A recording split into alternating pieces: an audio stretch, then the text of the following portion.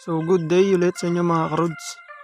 So kung nung nakaraan ay tinuro ko sa inyo kung paano mag battery operated ng ating headlight, ngayon naman ay gagawin natin yung budget meal hazard switch para dito sa ating Rider 150.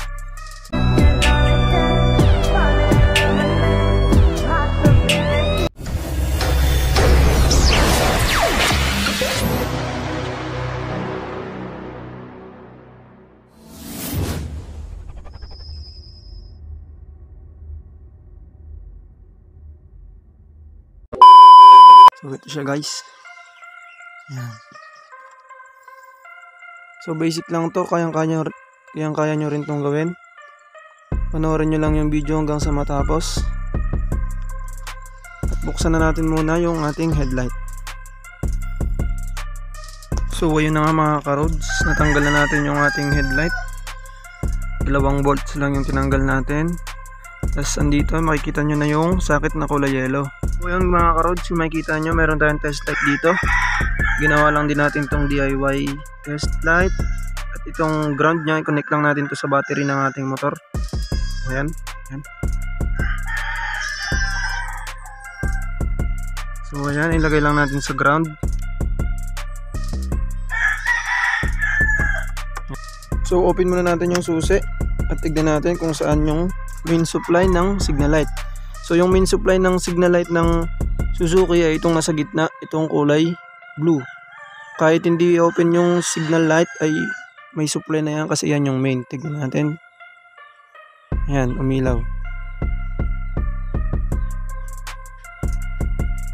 Tapos para naman sa kanan, ayan, kanan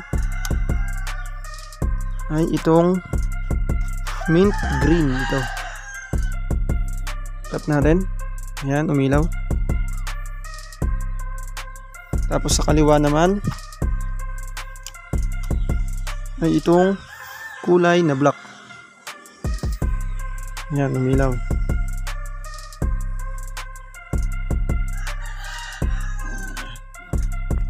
So yun mga karods, para naman sa hazard switch natin, yung kulay blue, kahit magkabaliktad dyan, ilagay mo sa mint green or black, or yung white, ilagay mo sa black or mint green.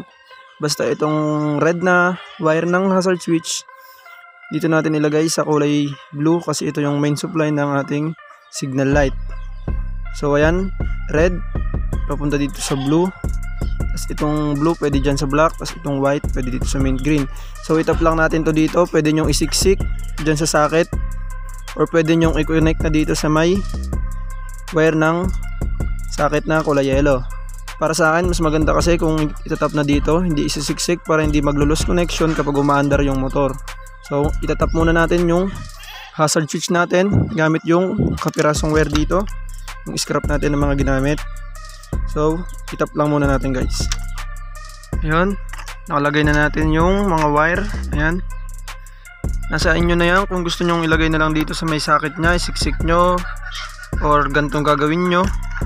Basta sa akin ito yung mas gusto ko kasi para iwas loose connection sa ating ilalagay na hazard switch. Ayan, 2 green para sa left and right, saka itong brown ay white na may brown para sa main supply ng signal light. Ayan, lagyan na muna natin ng electrical tape. So ayun, nakabit na nga natin siya mga karods. At itong wire na tatlo na nanggaling sa hazard switch, itong red, nilagyan lang natin siya ng wire papunta dito sa kulay blue. Tapos ito naman na kulay white at blue, kahit magkabaliktad na yan, ayos lang. Kahit mapunta yung isa sa mint green or black, ayos lang yon. At kung maging black naman at mint green, okay lang din. Mahalaga, itap lang ito ng blue papunta sa may red para magkaroon siya ng supply. So ayun, lagyan muna natin siya ng electrical tape, balik natin, testingan na natin. So ayun na nga mga karods, nalagay na natin yung ating headlight at napwesto na rin natin yung ating budget meal na hazard switch. Ayan, bahala na kayo kung saan nyo ilalagay. Ayan. So ngayon, testingin na natin kung gagana na nga ba.